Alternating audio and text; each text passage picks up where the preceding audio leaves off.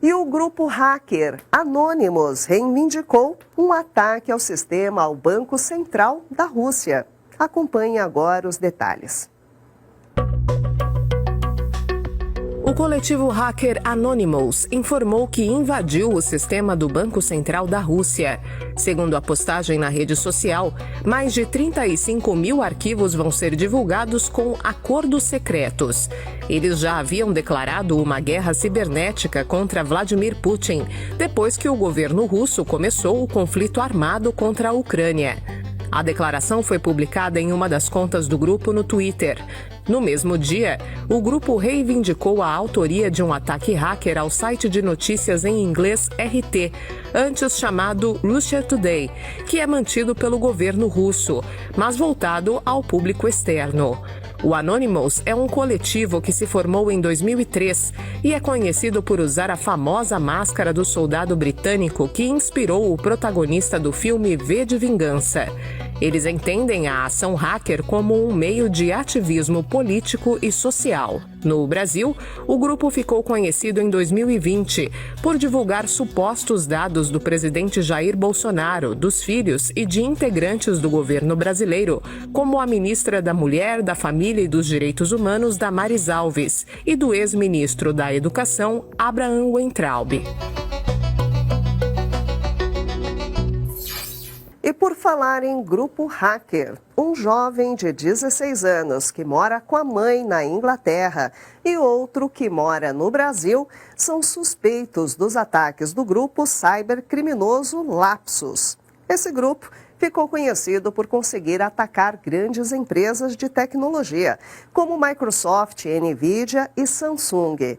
Por conta de uma certa habilidade e rapidez nas ações dos criminosos, pesquisadores inicialmente pensaram que a atividade que estavam observando era automatizada, mas estavam enganados.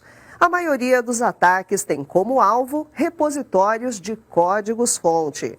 O principal modus operandi do grupo é hackear empresas, roubar os dados e exigir um resgate. Depois de alegar ter hackeado a empresa Okta, o Lapsus informou no Telegram que alguns dos membros estão de férias até o dia 30 deste mês e que podem ficar quietos por algum tempo. Pois é, em meio a tantos ataques e golpes de cybercriminosos, é cada vez mais importante conhecer a LGPD, a Lei Geral de Proteção de Dados. E quem vai contar uma novidade para a gente sobre isso é o nosso colunista Leandro Alvarenga, no quadro Seu Direito Digital.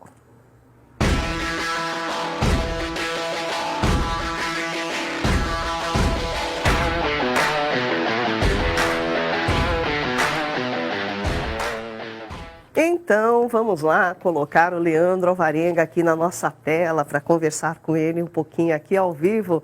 Leandro Alvarenga, querido, muito bem-vindo novamente à nossa edição do Olhar Digital News. Boa noite, Marisa. É sempre um prazer estar com vocês aqui.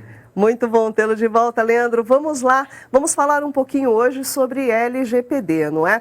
Vamos começar falando, Leandro, porque você já comentou aqui com a gente em algumas outras ocasiões sobre o consentimento dos usuários em relação à coleta de dados e o uso dos dados pessoais.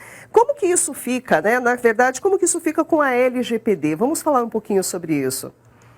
Vamos lá, Marisa. É importante lembrar para todo mundo que a LGPD ela traz 10 possibilidades ou hipóteses de tratamento de dados, né? Uma delas, e eu considero a mais importante, que é uma novidade a regulamentação disso, é o consentimento.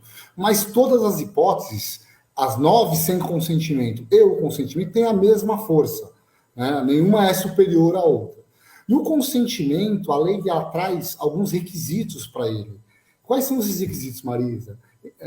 Ele tem que ser livre, tem que ser uma ação ativa, não pode ser impositivo, não pode ser induzido a erro o titular ou o consumidor ao dar esse consentimento. E ele traz alguns requisitos, por exemplo, que num contrato, por exemplo, que você for falar de consentimento de utilização de dados, você tem que colocar uma cláusula destacada, ela não pode ser aquela cláusula pequenininha, com letrinha miúda, dentro do instrumento. E mais grave do que isso, Se você for tratar dado sensível, que é aquele dado de origem psicológica ou biológica, ou, por exemplo, aquele dado que cria um perfil do titular, do consumidor, e você precisa ter um termo apartado para o consentimento. O que quer dizer isso? Não pode ser uma cláusula no meio do contrato, tem que ser uma cláusula, um contrato à parte, uma folha à parte, na qual fique muito claro o consentimento para o tratamento daqueles dados.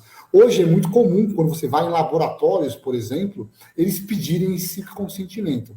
E se você não quiser dar, você não pode, você pode falar assim, eu não quero dar o consentimento, e eles não vão poder usar os dados para aquelas finalidades que não seja o exame para te entregar, né?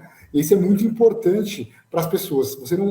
As pessoas elas têm o direito, se deu o consentimento, Marisa, retirar o consentimento a qualquer tempo, sem nenhum custo e de mecanismo fácil, assim como foi a coleta do consentimento. Isso quer dizer o seguinte, a empresa, ela para pegar seu consentimento, ela fala, me dá um ok que está tudo bem. Mas na hora que você quer tirar o consentimento, a empresa cria, não, você tem que me mandar o seu RG, seu CPF, com firma reconhecida, e tem que assinar dizendo que tem que vir aqui na empresa entregar. Não, não pode.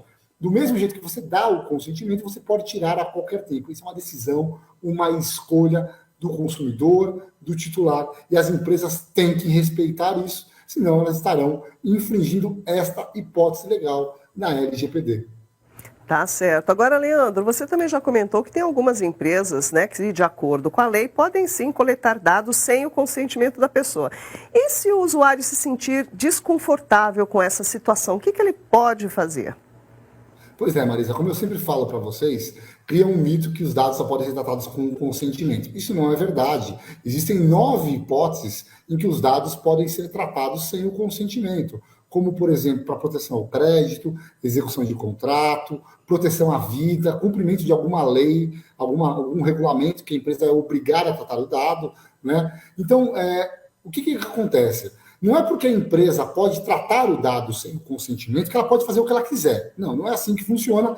E o titular ele tem o direito de fiscalizar a empresa.